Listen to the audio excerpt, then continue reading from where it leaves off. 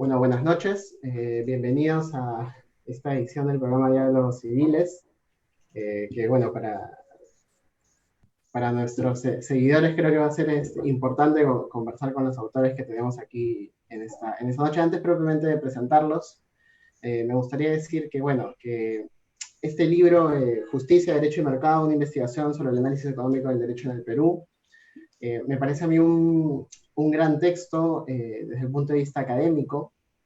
Creo que es un libro que faltaba en nuestro medio, sobre todo teniendo en cuenta eh, el tipo de análisis económico del derecho que se ha hecho entre nosotros, ¿no? Y esa, por decir, militancia, ¿no? de la idea que existe en algunos sectores, creo que necesitaba una reflexión más académica, una reflexión desde otra perspectiva, ¿no? Y creo que esa es la importancia de este libro. Igual no quiero adelantar mucho sobre el asunto. Creo que la mayoría de personas que hemos estudiado en la Facultad de Derecho durante quizás los últimos 20 años hemos tenido algún acercamiento de algún tipo con el análisis económico del derecho, de alguna forma, sea para criticarlo o sea para utilizarlo, ¿no? Y no hay duda tampoco de que el análisis económico del derecho no solamente en el caso peruano se ha quedado en ser un movimiento, ¿no? Sino que ha tenido una influencia también respecto de la legislación, en algunos sectores muy concretos, en algunos sectores también vinculados a la jurisprudencia, ¿no? Algunos pronunciamientos, es decir, ha tenido una influencia práctica más que relevante. Y bueno, eso destaca la existencia de este libro que les recomiendo desde ya que lo adquieran, que lo puedan leer. Bueno, voy a presentar a los autores, a algunos de ellos que se encuentran con nosotros, la profesora Betsabe Marciani, quien es profesora principal del Departamento de Derecho de la Pontificia Universidad Católica del Perú, es abogada también de la misma universidad, es doctora en Derecho por la Universidad de Castilla-La Mancha y especialista en argumentación jurídica por la Universidad de Alicante. Y también estamos con el profesor José Enrique Sotomayor, quien es abogado y magíster en filosofía por la Pontificia Universidad Católica del Perú, cuenta con una especialización en estadística aplicada por la misma universidad y también es estudiante del doctorado en filosofía por la PUC, ¿no? Ha sido también becario del máster en democracia constitucional e imperio de la ley en la Universidad de Génova, ¿no? Y bueno, es profesor también en la Pontificia Universidad Católica del Perú, ¿no? Bueno, agradecerles mucho su presencia aquí el día de hoy. Creo que ha adelantado un poco algunos de los temas sin querer, pero me gustaría mucho saber desde su perspectiva, digamos, académica o incluso también personal, habida cuenta de la fuerte influencia que tenía el análisis económico del derecho entre nosotros, cuál ha sido un poco esa justificación, ¿no? que han tenido para, eh, digamos, iniciar este gran esfuerzo de esta investigación, ¿no? que está plasmada en este texto. Eh, Quizás empiezo, Quique. Bueno, Sí, sí. antes que nada, buenas noches, Carlos. Muchas gracias por la invitación a ti y al grupo Atena, grupo jurídico, ¿no? A este espacio de los diálogos civiles. Gracias por esa mirada, además, esta invitación muy interdisciplinaria, porque nosotros no somos civilistas, ¿no? Somos filósofos del derecho los dos. Y te respondo, a ver, yo creo que hay una, digamos, quizás siguiendo los realistas, ¿no? Hay algo de personal en esto, el contexto de descubrimiento, por decirlo de algún modo, y lo decimos en el libro, pertenecemos a generaciones distintas, ¿no? Yo estuve en la facultad hacia la década de los 90, tengo 46, Quique y Leandro Bordán los 30, y en mi época el AED tuvo una enorme influencia. Fue la década del ingreso, además de toda esta visión económica, de cambios económicos, de dejar de lado un poco la idea del Estado planificador, de entrar a una economía de libre mercado. Entonces, todo este cambio, con las cosas buenas y malas que trajo, iba muy de la mano también de una visión, ¿no? económica que se presentaba en distintos ámbitos y que también se presentaba en el derecho. Como tú dices, el AED quizás más influyente que llegó al Perú era esta visión muy de Chicago, ¿no es cierto? Muy economicista, podríamos decirlo también, y tuvo gran influencia. Creo que después, y quizás Quique podrá contar un poco lo que ha pasado ya en las generaciones posteriores, esto se enfrió un poco y especialmente en los últimos años, a raíz del el boom del constitucionalismo, el pospositivismo, las teorías de la argumentación, todo esto.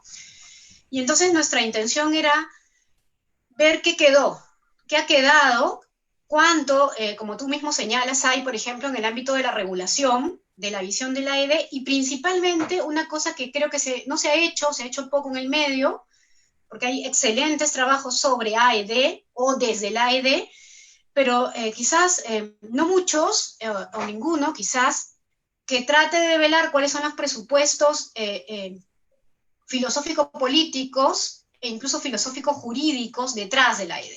Esto que yo llamo la mochila que tiene detrás, ¿no? No, bajo el manto de la supuesta neutralidad, bueno, nada es neutral. ¿Y qué hay detrás? ¿No? ¿Qué hay? Hay visiones utilitaristas, visiones liberales libertarias, es una visión más propia del realismo jurídico, del positivismo, puede ser compatible con el pospositivismo. Esas eran un poco las inquietudes y las inquietudes personales también en mi caso. Una pequeña deuda con los grandes profesores que tuve, sin duda, en la década de los 90, ¿no? No sé, Quique.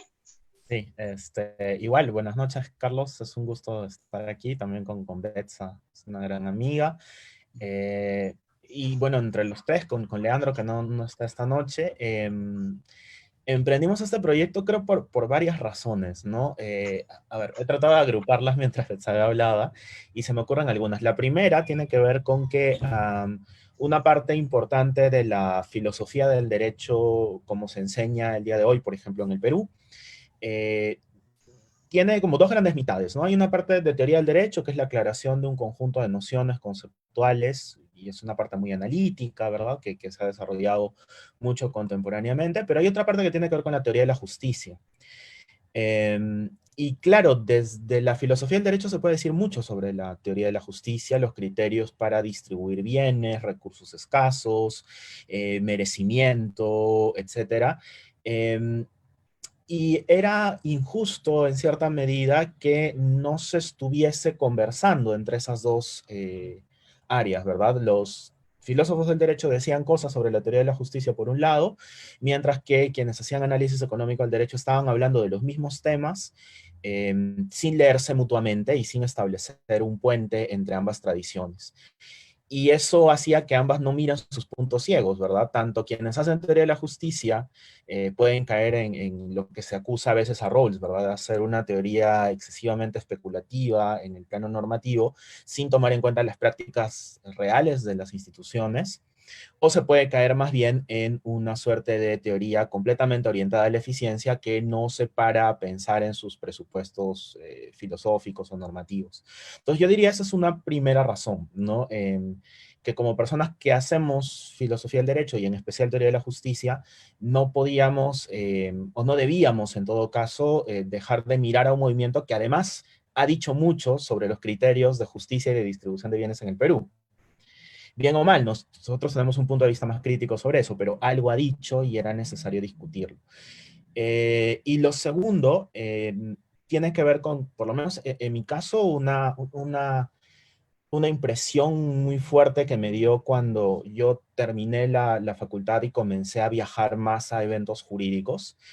Y era que un movimiento que me había parecido tan grande, central e importante en mi proceso de formación en la Universidad Católica, era sin embargo un movimiento que a nivel del resto del país, no voy a decir que era inexistente, o sea, definitivamente había gente, pero no era lo que yo creía que era. Entonces yo me paraba de repente a veces a hablar de análisis económico del derecho y simplemente no hablaba el mismo idioma, no generaba interés y no atraía a lo que las personas querían escuchar. Y eso mostraba que había una desconexión profunda entre los distintos ámbitos o nichos académicos en el Perú, ¿no? Y eso ameritaba una exploración en clave de hacer una suerte de historia intelectual, ¿verdad? Una sociología académica de qué es este movimiento, cómo surgió, cómo se consolidó, quiénes fueron sus actores, qué ideas trajeron, por qué son importantes, etcétera. Y finalmente, por qué, siendo probablemente uno de los movimientos que tuvo mayor repercusión en nuestro propio país, sin embargo, no logró penetrar todas las facultades, ¿no? Por lo menos desarrollar visiones críticas en todo el país. Y esa sorpresa fue anidando poco a poco hasta que se hizo el momento justo de que coincidieran tres proyectos, ¿verdad? Betsabe, que quería analizar los fundamentos del movimiento. Yo en ese momento estaba trabajando sobre el concepto de discriminación y comencé a ver algunas cosas que había dicho la ED. Y Leandro, que había hecho una tesis de paternalismo jurídico y que tiene que ver muchísimo con análisis económico del derecho. Y esa confluencia fue la que generó el proyecto del libro, ¿no?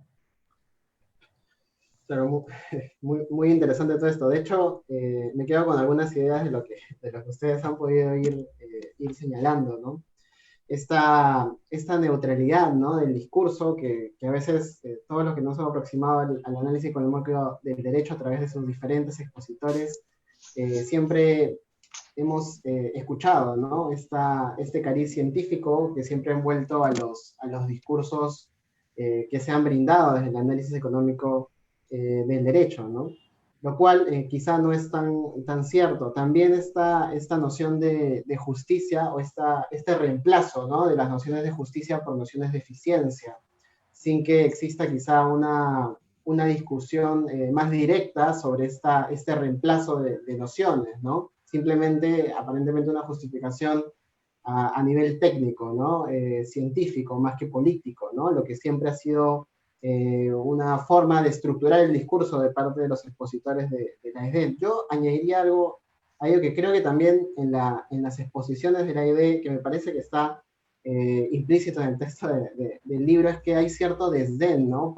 No solamente por otras metodologías, sino en particular por la filosofía, ¿no? O sea, esta no necesidad de reflexionar, ¿no? Solamente de enfocarnos en lo que finalmente va a terminar generándonos mayores ganancias, ¿no? Y sí es cierto, yo estoy en San Marcos, no en otra universidad, y en el mundo de San Marcos, digamos, el análisis económico del derecho entró tardíamente, ¿no? Entró recién en los 2000, pero entró también con mucha fuerza, pero no llegó, creo yo, esto lo digo con algo de temor de que luego me corrijan, no llegó, creo, a calar tanto el discurso, ¿no? De la ED. Y yo creo que parte de las razones es porque la realidad, digamos, no correspondía con ese discurso, ¿no? O sea, la mirada que se tenía del mundo, digamos, entraba en crisis con este discurso que venía del análisis económico del derecho. Y ahí un poco también, ya para entrar a otro tema, digamos, me parece importante estos nuevos intentos que creo que se han dado en otros textos también, pero quizás no de forma tan directa, para evidenciar, ¿no? El cariz ideológico en algunas posturas que históricamente se han sostenido de manera, entre comillas, neutral, ¿no? Como el análisis. Y lo digo porque, bueno, se sabe que el análisis económico del derecho siempre ha tenido una vinculación política, se sabe porque, por ejemplo, había unos eventos que creo que ya no se hacen del Cato Institute, que es un instituto que se sabe que tiene una función bastante vinculada al mundo libertario, ¿no? Al mundo de los austriacos y estas vinculaciones, ¿no? Que venía gente de todo el mundo y también estaban los principales expositores del análisis económico del derecho del Perú. Y creo que eso es una cuestión importante que se ve al comienzo del libro, que es evidenciar, ¿no? Este cariz ideológico. No sé, ahí quizás ustedes podrían dar mayores detalles respecto de esta identificación, que creo que no es tan propia del movimiento, entre análisis económico del derecho y esta visión libertaria del mundo, que hoy creo se ha radicalizado cada vez más y está mucho más vinculada al mundo austriaco y estas ideas de privaticémoslo todo, ¿no? Y acabemos con la cosa pública. Un poco creo que me gustaría también saber un poco sus ideas sobre esos asuntos, ¿no? Sí. A ver, quizás nuevamente empiezo y quizás Quique puede luego decir algunas cosas. Esto de la neutralidad que tú señalas, ¿no? Hay autores, bueno, con el mismo Alfredo Bullard, ¿no? Que se esfuerzan en decir, bueno, no tienen por qué identificar necesariamente a la visión del AED con la visión, digamos, vamos a tratar de decirlo en términos políticos, ¿ya? De la derecha, ¿no es cierto?, libertaria, ¿no? Porque se puede hacer análisis económico desde la izquierda, bueno, sí, pues hasta Marx, sin duda, ¿no? Pero ese, digamos, no es el problema, sino, bueno, independientemente de qué ideología política siga uno, ¿no? Sino, ¿cuál es el AID que llega al Perú? ¿Cuál es el AID que tiene impacto en el Perú, ¿no? Y entonces es bien interesante porque Alfredo Buller, en algún texto, nosotros lo hemos citado mucho, porque sin duda es un gran referente, ¿no? Se esfuerza, yo lo digo en el texto, en citar, por ejemplo, a Calabresi, ¿no? Pero él no es un gran ejemplo, ¿no? Porque más bien Calabresi lo que hace, que digamos, podría uno pensar que está más orientado hacia la izquierda, como dicen los libertarios, ¿no? Se esfuerza a lo largo de sus obras en distanciarse más bien de la visión más bien libertaria, ¿no? Quizás para las personas que nos ven, explicar un poquito qué es esto de libertarismo, ¿no? Los liberales se dividen, o podemos dividirlos en liberales igualitarios, que ha mencionado a Rawls, pero podríamos pensar en Amartya Sen y en Dworkin, ¿no es cierto? Que creen que la libertad es importante, incluida la libertad de mercado, pero que es importante también la redistribución. Y en ese sentido, el Estado adquiere un rol, que sin duda no es un rol de Estado planificador, como tendría una visión, digamos, enmarcadamente, no lo sé, comunista, por ejemplo, sino que parte del mercado, pero en la medida que el mercado puede presentar distorsiones desde el punto de partida, no todos partimos del mismo lugar, no todos tenemos la misma suerte, diría Rawls.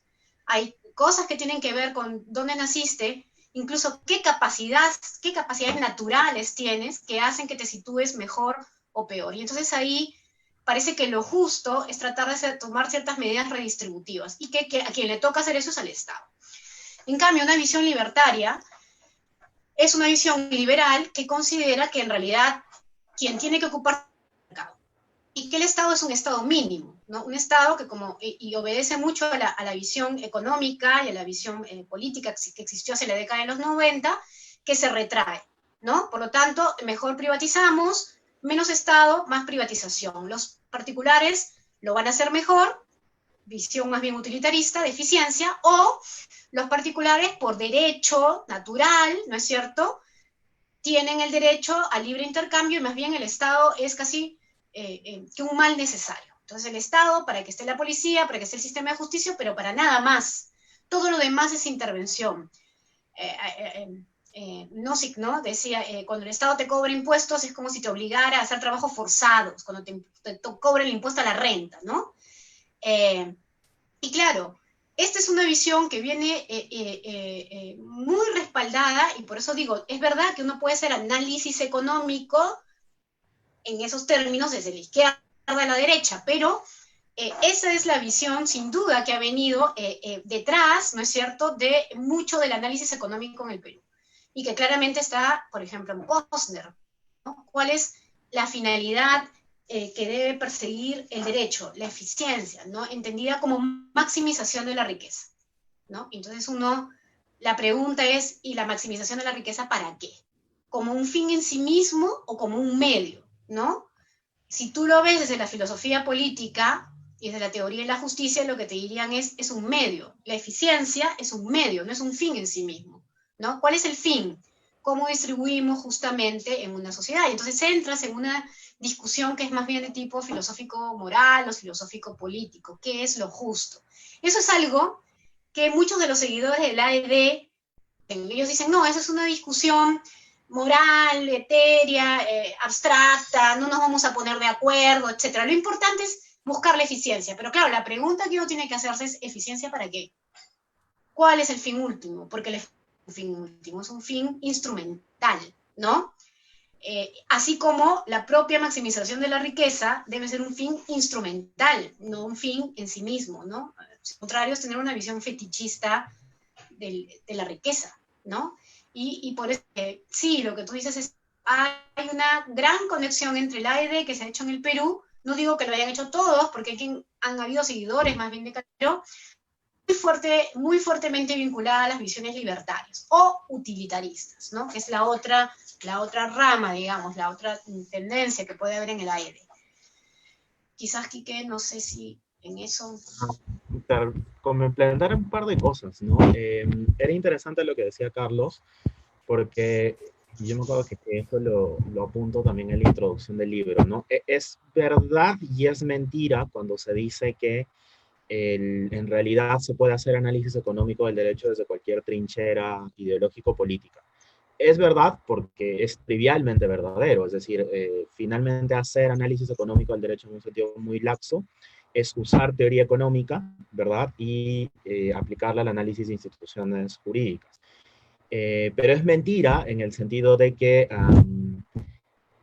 no es a eso a lo que se están refiriendo muchas personas cuando dicen hacemos análisis económico del derecho, sino se refieren a un paquete completo que hace referencia a una tradición intelectual, ¿no? Que ahí oscila, ¿no? A veces es una tradición neoliberal, pero más pragmática a la vez como la de Chicago, a veces es una tradición de base mucho más filosófica como la austriaca, a veces se confunde a las dos y se genera una mezcolanza ahí al medio, entonces la persona te dice, sí, yo soy libertario, pero a la vez defiendo un conjunto de tesis del análisis económico del derecho que son utilitaristas en un sentido antilibertario, y entonces se les hace pues una mezcolanza muy poco difícil de tener sentido en la realidad. Y eso se origina justamente por deficiencias que no están al nivel del análisis más llano, sino están al nivel de los fundamentos, ¿no? Que si no se aclaran tenemos un problema.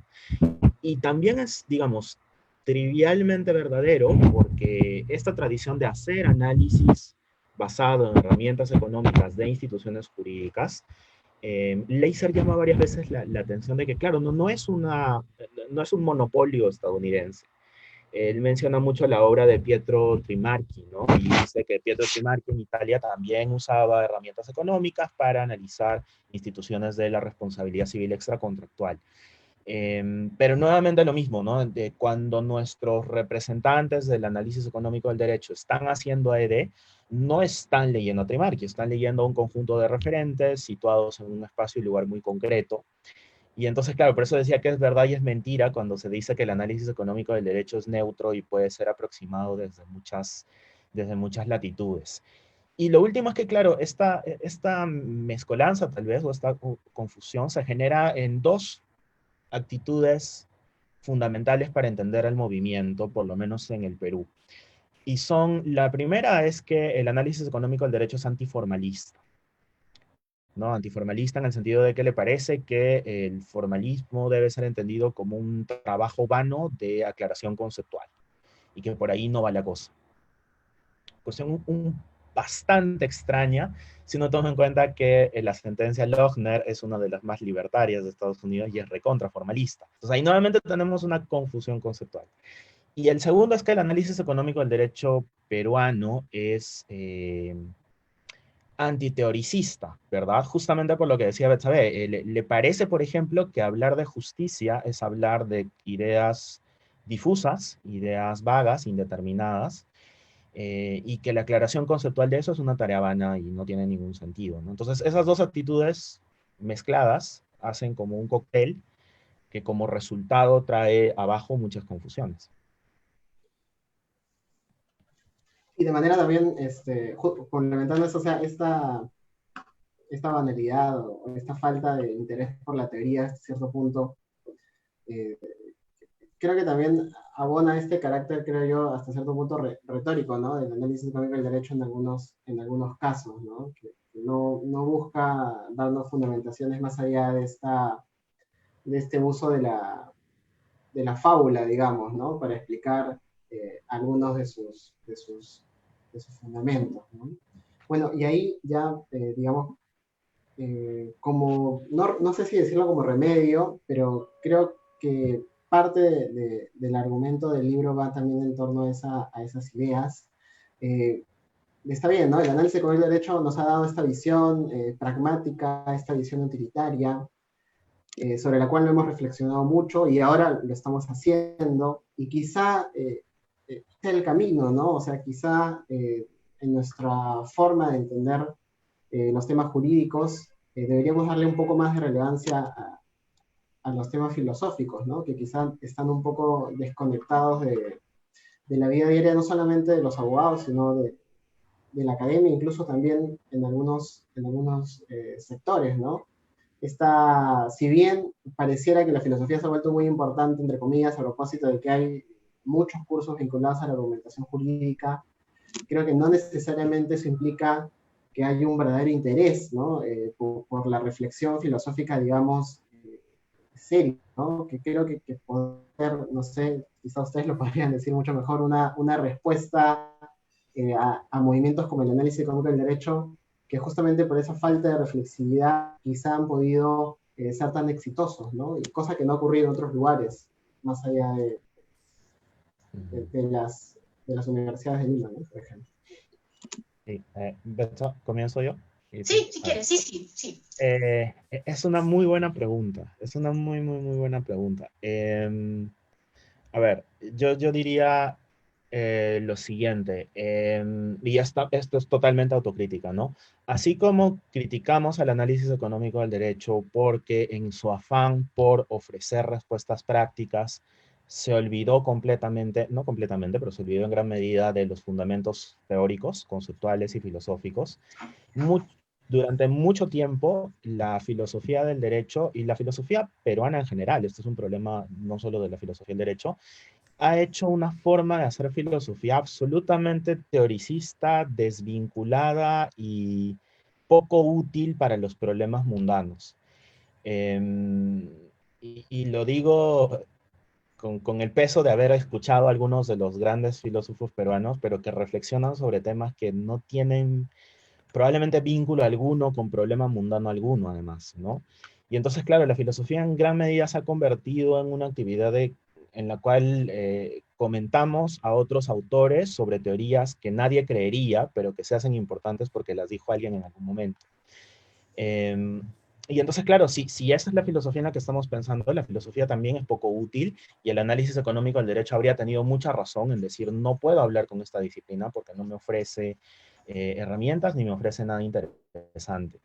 Em, pero claro, lo que pasa es que hay otra manera de hacer filosofía, metodológicamente más clara y que dialoga con problemas más mundanos, que es la que pudo ofrecerle al análisis económico del derecho aquello que estaba buscando, ¿no? Los fundamentos que necesitaba para construirse de manera más sólida.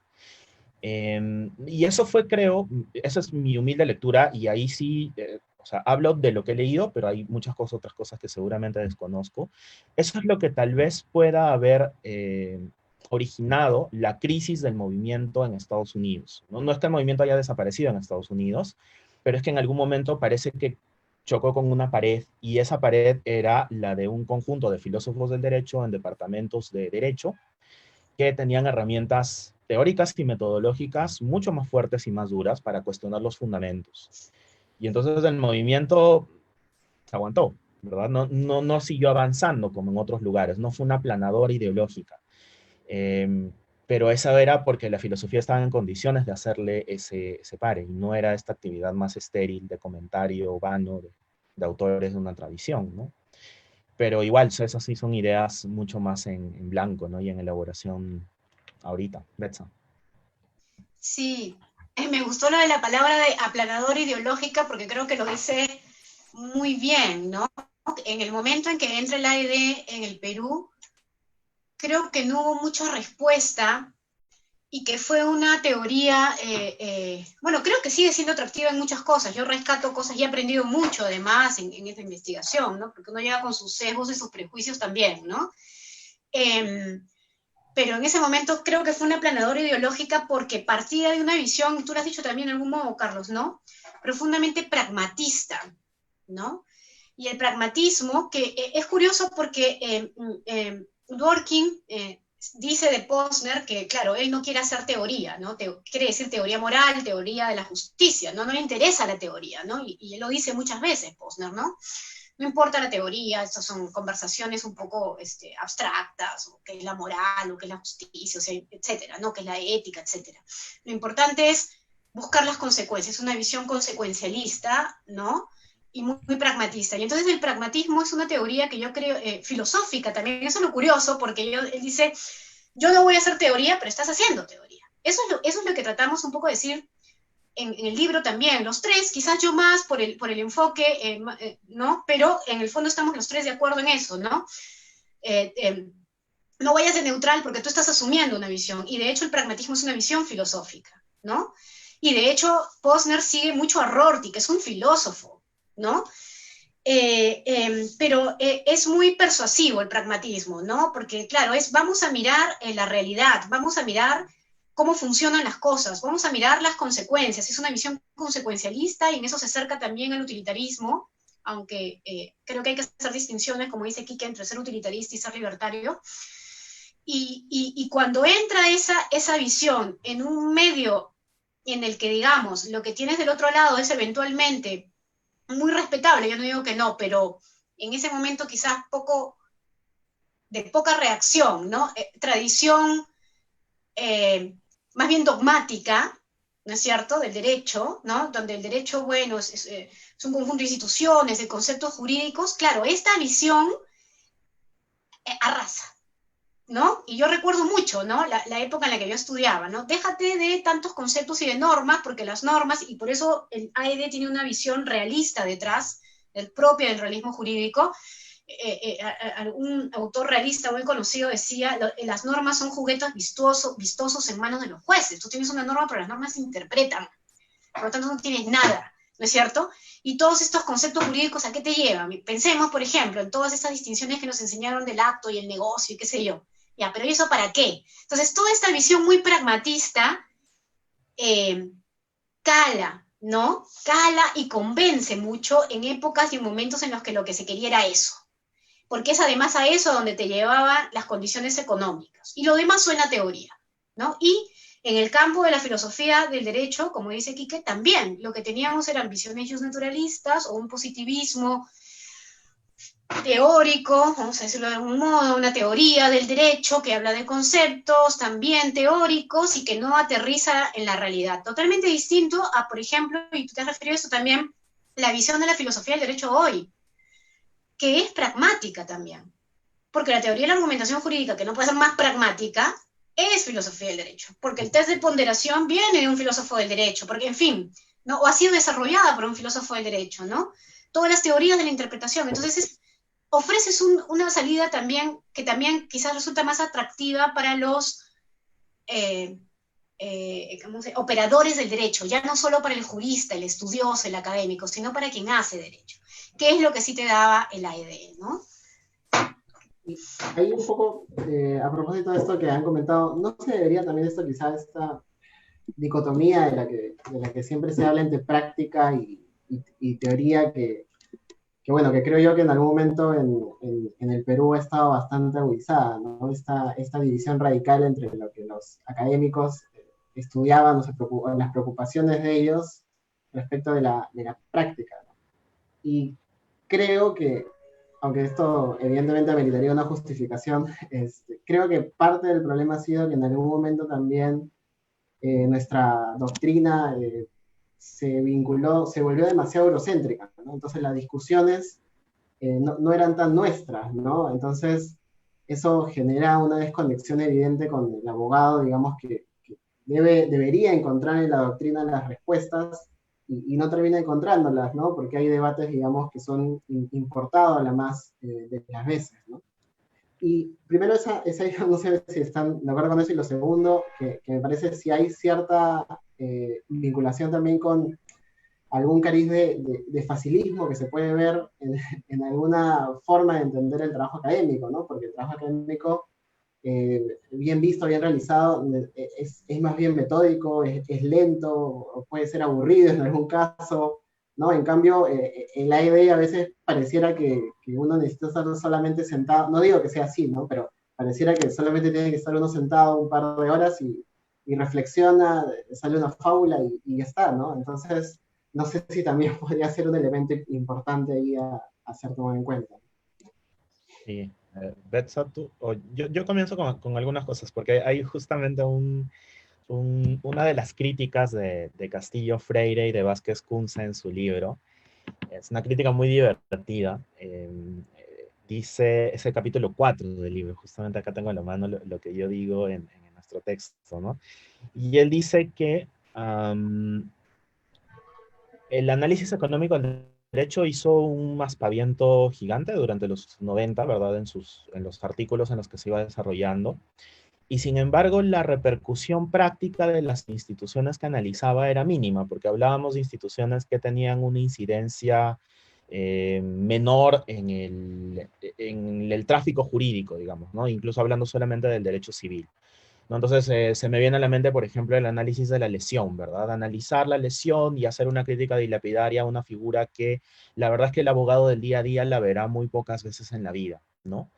Y claro, en el libro nosotros decimos, eso es verdad y nuevamente es mentira, o sea, porque es verdad que esa institución pueda no tener un gran impacto en el tráfico económico, pero es verdad que requiere algún tipo de análisis conceptual, ¿no? Y si la institución tiene algún problema de fundamentos o tiene problemas económicos, como creo que sí se muestra claramente en el caso de la lesión, amerita ser reformada o eventualmente incluso hasta abolida, ¿no? Entonces, claro, siempre existe esa tensión en la teoría entre aquello que representa un objeto de estudio suficientemente valioso como para ser investigado y aquello que no. Y quien lo sufre con mayor actualidad el día de hoy probablemente sean justamente los filósofos del derecho, ¿verdad? Los objetos de estudio a los cuales se abocan muchos de los artículos de filosofía del derecho son problemas sin ninguna repercusión práctica en el tráfico jurídico del día a día, ¿no? Es decir, la aclaración sobre qué es un sistema normativo usando teoría de conjuntos no tiene una repercusión mundana en cómo operamos. Pero sin embargo sí tiene una importancia para la aclaración de qué es lo que hacemos finalmente, ¿no? Y ahí es fundamental, por lo menos como yo lo entiendo, que existan tres niveles, ¿verdad? Hay un nivel que es algo así como la teoría pura del derecho, sin usarla en el sentido de Kelsen, sino la teoría teórica del derecho, que discute un conjunto de problemas muy importantes, pero no que el abogado práctico no va a sentir que son importantes o que son relevantes o necesarios, pero que necesitan ser traducidos a un segundo nivel. La importancia más importante, para ser redundante, en este proceso está en esos académicos de segundo nivel. No segundo nivel, no estoy diciendo segundo nivel por despreciarlo, sino están debajo y su función es fundamental, pero lo que tienen que hacer es traducir un conjunto de discusiones que están muy arriba, muy abstractas, en términos no solamente comprensibles para los operadores jurídicos, sino además útiles para los operadores jurídicos, ¿no? Y Una esto suerte yo de lo veo divulgación, ¿no? clarito. Exactamente, es como una traducción. Y yo lo veo clarito en la argumentación jurídica, ¿verdad? Cuando yo dicto el curso, les digo a mis estudiantes, un curso introductorio, que no les voy a dejar para leer, por ejemplo, la teoría de la argumentación jurídica de Alexi, no porque sea un mal texto, sino porque es un texto para iniciados, no en el mal sentido, sino que ellos van a sentir que como estudiantes, que la mayoría de ellos no se dedicará a hacer argumentación jurídica, aproximarse a ese texto no les va a dar los réditos cuya inversión demanda. Y entonces tengo que usar autores que han leído a Lexi, que pueden dar una versión mundana, más comprensible, para entender las claves de aquello que sí les sirve para su práctica. Eh, entonces, claro, eso es clave. Si no existe este engranaje medio, siempre los prácticos van a sentir que la teoría no sirve y los teóricos van a sentir que la práctica es terrible y no tiene ninguna racionalidad. Pero si ese punto medio existe, y es clave que exista, se puede establecer un vaso comunicante entre aquellos que se dedican al mundo práctico y aquellos que se dedican a hacer teoría, ¿no? Sí. Bueno, creo que lo has dicho muy bien, Quique. Solo una cosa quizás más general, porque era una pregunta que tú nos habías hecho antes, Carlos, ¿no? Porque en el fondo es claro, ¿qué importancia puede tener la filosofía del derecho en todo esto? No solo en lo de la AED, ¿no? Obviamente uno defiende digamos, su línea, ¿no? Y su ciencia, o como sea, o su disciplina, ¿no? Yo siempre digo que quien cree que no es importante la teoría, y cuando estamos hablando de teoría estamos hablando de filosofía, ¿no? De filosofía jurídica, de teoría del derecho, de teoría de la justicia y de filosofía moral, porque están tremendamente conectadas, ¿no? Y el jurista práctico incluso, que cree que no es importante, es bastante ingenuo. O que no le sirve, es bastante ingenuo, porque como te decía en el caso de la AED, hay detrás asunciones. No digo que para dedicarse a la filosofía y que todos tenemos que ser filósofos, pero creo que en clave lo que dice Dworkin, por ejemplo, cuando habla de los jueces, dice, ¿por qué un juez debe ser filósofo? ¿No? Te permite entender qué posición tienes tú en el derecho, cómo ves el derecho. Por ejemplo, cuando nos enseñan interpretación, a veces enseñan métodos, ¿no? Pero el hecho de tú usar ciertos métodos, privilegiar ciertos métodos. Ahora, por ejemplo, hemos hablado con Quique de este tema de la interpretación constitucional, escribimos algo sobre eso hace unas semanas, de lo de la vacancia. Bueno, privilegiar la histórica, ¿de dónde viene? ¿Por qué privilegias la histórica? ¿Por qué privilegias la originalista? ¿Por qué no la evolutiva? Eso no es casual, eso corresponde a la visión que tú tienes del derecho. Si tú eres un formalista y tienes una tendencia más formalista, optarás probablemente, no digo que siempre sea así, pero optarás probablemente por interpretaciones más literales, originalistas o de tal tipo. Si tú te acercas a visiones, por ejemplo, más cercanas a los estudios críticos, pensemos feminismo, estudios decoloniales y todo esto, bueno, tú vas a tener una visión muy rompedora de la interpretación, muy abierta de la interpretación, bienvenida a la evolutiva y eventualmente muy disminuida de los límites institucionales. Casi que se puede hacer todo, ¿ok? Y entonces creo que es importante, como les digo yo a mis alumnos en el curso, casi que es una cuestión hasta psicológica, ¿no? De reconocer dónde estamos situados, ¿no? Y tú crees que se debe, en fin, distribuir o no, de qué modo, que el derecho de buscar la eficiencia o no, es porque tú tienes una visión más libertaria o más igualitaria, comunitarista, por lo tanto, y el derecho habla en todas esas voces. Y entonces yo creo que es fundamental, y uno peca de ingenuo al pensar que la filosofía no está detrás de nuestras interpretaciones, detrás del modo en que entendemos la argumentación, ¿no? Si tú crees que la argumentación es persuasión, como creen muchos que auspician básicamente cursos de litigación en lo que lo importante es cómo hablas, cómo convences, etcétera, es porque tú tienes una visión probablemente muy realista del derecho, muy de la línea realista, ¿no? Y es más, está hasta en cómo planteas la enseñanza del derecho. Si uno mira los cambios de planes de estudios de los últimos años, ahí hay filosofía. Grandes influencias del realismo, gran influencia del pospositivismo, dejamos de lado las visiones positivistas duras. Entonces, yo creo que es útil por eso, porque nos permite cuestionarnos dónde estamos parados, qué es lo que estamos haciendo y no caminar simplemente haciendo las cosas sin saberlo, ¿no? Y dos, porque en la línea de lo que dice Quique, yo creo que la teoría del derecho, la filosofía del derecho, no voy a decir teoría del derecho, puede hoy día además ser muy útil. Yo sí tengo, Quique tiene una influencia más grande de la escuela de Génova, ¿no? Yo tengo una influencia más grande quizás de Atienza, ¿no? Y de García Figueroa y de estos profesores más en la línea del pospositivismo. Y entonces, claro, ahí esta cuestión analítica que te da el positivismo, ¿no? Que es interesante, buena, sí, está bien, pero en la medida, como dice Atienza, que te sirva, ¿no? Para la práctica jurídica, ¿no? Que te sirva, por ejemplo, para ayudar a que los jueces y los demás operadores del derecho argumenten mejor, que guíe la argumentación jurídica, ¿no? Que resuelva problemas reales, importantes, vinculados a la justicia, ¿no es cierto? Vinculadas a la justicia distributiva, a la igualdad, etcétera, ¿no? Si no, ¿para qué tienes filosofía, ¿no? Que es un poco la línea más, en ese sentido, quizás menos solo teórica, ¿no? Sí. No, muchas gracias por las respuestas.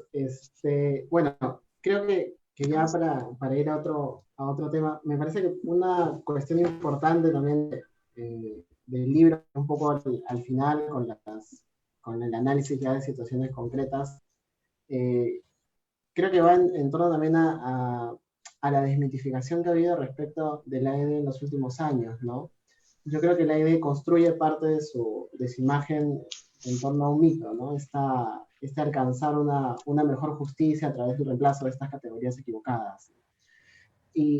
Pero creo que parte también del argumento del libro es, oye, detengámonos a reflexionar sobre la idea, pero no lo descartemos del todo, ¿no?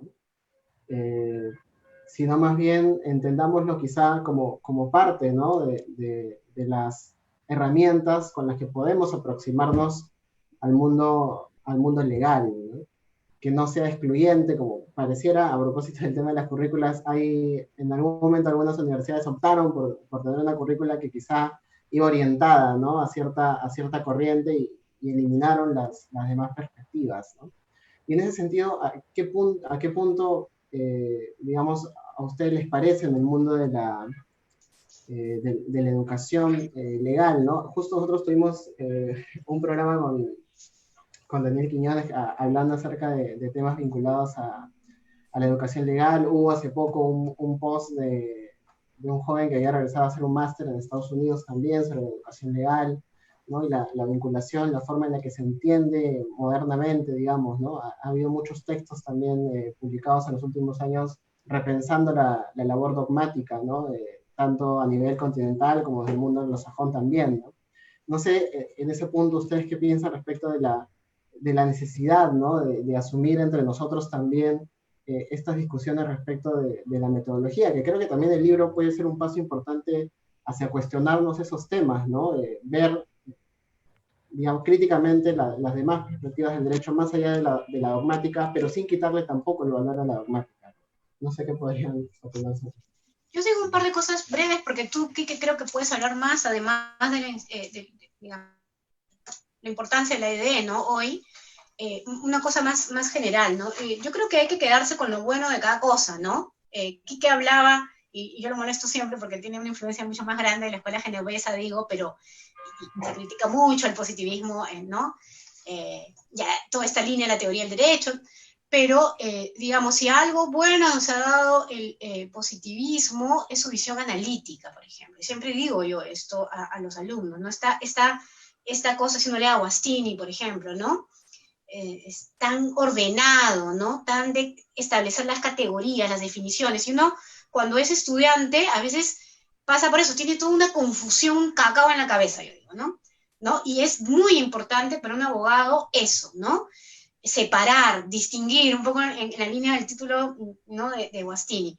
Yo me quedaría con esto, por ejemplo, ¿no? La dogmática es fundamental. No podemos hacer derecho, digamos, del día a día sin dogmática, sin duda, ¿no? Y en el AED, pues yo creo, y también lo dice Atienza, esta racionalidad, ¿no? También, porque tenemos una racionalidad medio fin, también es parte, ¿no?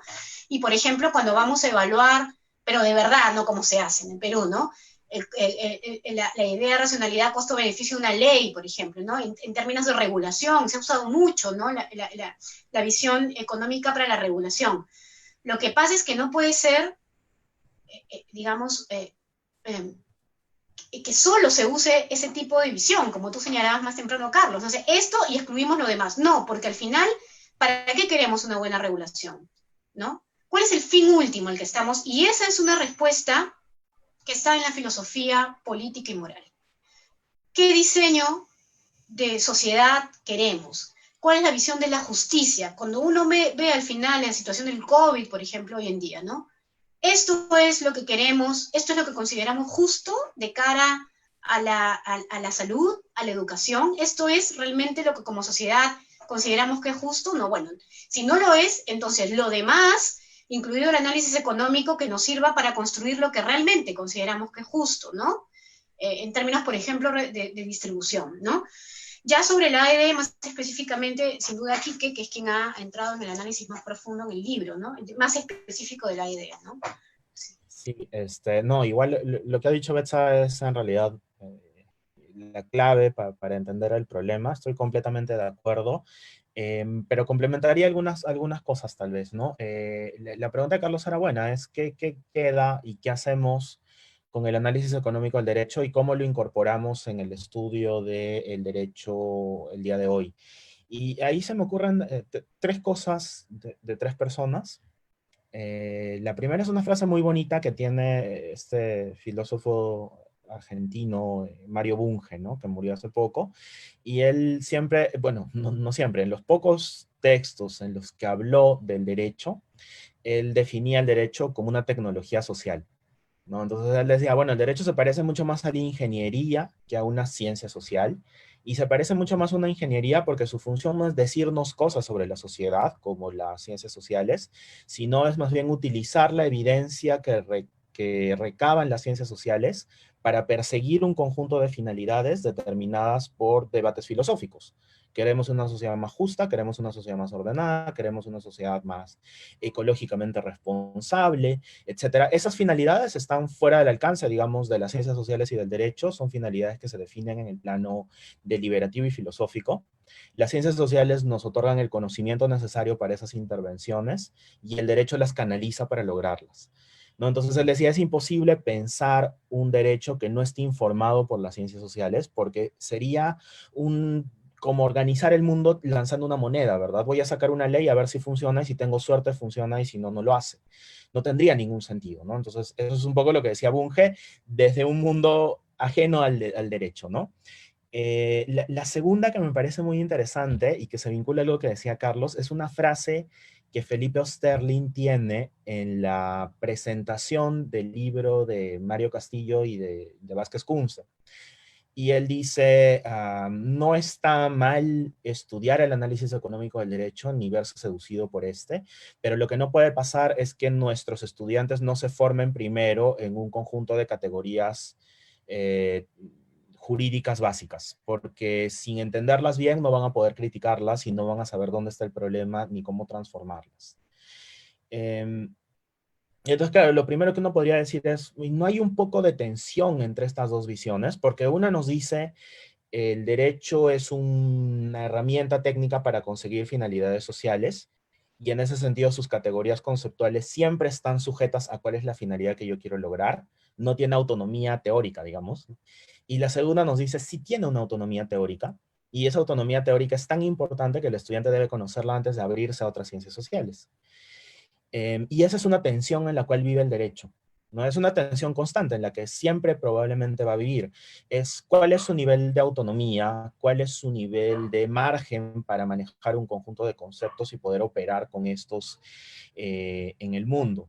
Y es complicado, ¿no? Y la tercera cita que me acuerdo que tiene que ver con este problema es una de Posner, ¿verdad? Posner, en estos textos más metodológicos en los que él se define como un pragmatista, hay una parte en la que dice algo como, bueno, yo reformaría la educación en las facultades de Derecho, mantendría muchos de los cursos de análisis de casos y análisis conceptual, pero metería mucho más el análisis de herramientas estadísticas, conocimiento de ciencias sociales, etcétera, ¿no?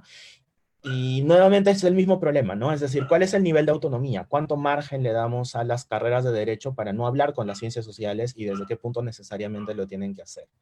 Yo pongo un ejemplo muy mundano, que es el ejemplo del capítulo que más allá de la introducción tuve en el libro, ¿no?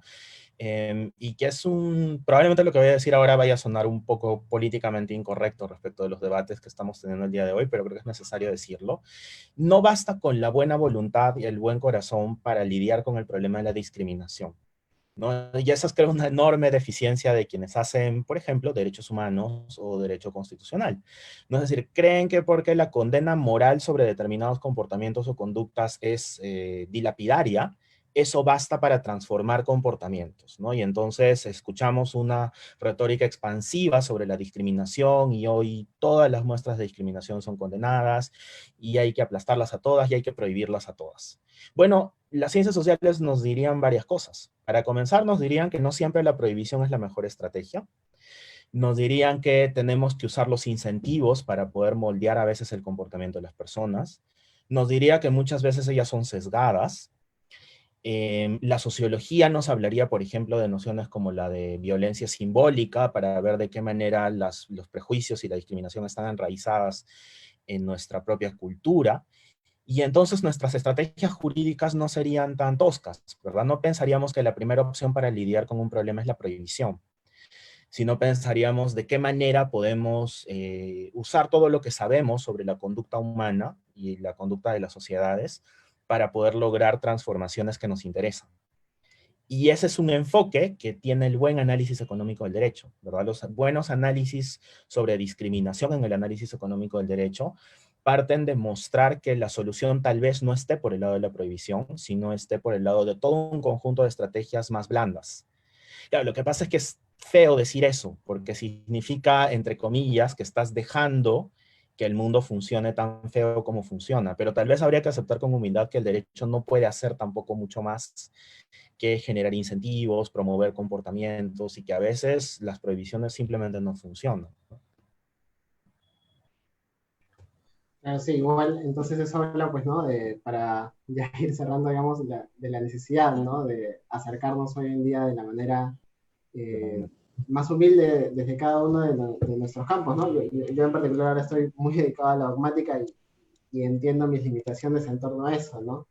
Y lo mismo debería pasar con todos los otros enfoques metodológicos que existen, ¿no? O sea, no debería existir esa por decirlo de alguna manera, cierta soberbia, ¿no? De ciertos enfoques de decir, yo soy mejor que otros, ¿no? Cuando en realidad debería existir la posibilidad de que haya un diálogo, ¿no? Ciertamente un diálogo que nos mire como iguales en ese ámbito, ¿no? De la academia, ¿no?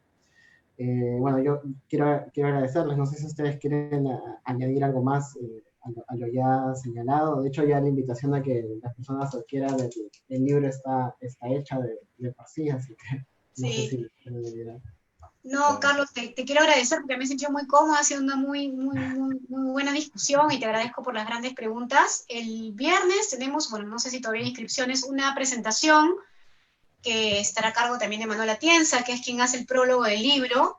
El viernes es a las 10 de la mañana, me parece, ¿no, Quique? Que se hace con inscripciones a través del CICAF. No sé si todavía están abiertas las inscripciones, pero bueno, invitamos a quienes quieran estar en la presentación. Como digo, va a haber una exposición de Atienza, ¿no? Y luego una segunda parte también en la que Yancy, bueno, Noemí va a estar en la primera, Sara Carracedo, César Higa, para comentar la segunda parte, ¿no? Bueno, están invitados también, invitadas. Por Gracias, mi Carlos. parte, por mi parte, igual, muchas gracias, Carlos, por la invitación. Ha sido una excelente charla. Igual compartir ideas con Betsa y contigo es siempre muy interesante. Y nada, lo importante es seguir generando espacios en los que dialoguen las distintas ramas, ¿no? Si algo podemos legar como generación a lo que viene en el porvenir, es establecer puentes donde antes no los habían, ¿no? Y es importante generar estos espacios para que ello pase. Así que nada, reiterar igual que Betsabe la invitación para quienes gusten de conectarse el viernes, creo que es a las 10 de la mañana. Y las inscripciones están ahí en el Centro de Investigación y Asesoría Jurídica de la PUC, ¿no? El CICAJ. Y eso, muchas gracias. No, muchas gracias a los dos por el tiempo, por la bondad con la que han respondido algunas preguntas o ideas sueltas que uno puede tener, ¿no? Así que nada, muchas gracias. No, además por la importancia del texto y nada, los invito yo también a que estén el viernes 30 a las 10 de la mañana si está en sus disponibilidades horarias, ¿no? Así que muchas gracias y nos esperamos la siguiente semana en el programa Diálogos Civiles. Muchas gracias. Gracias, Carlos. Nos vemos. Gracias.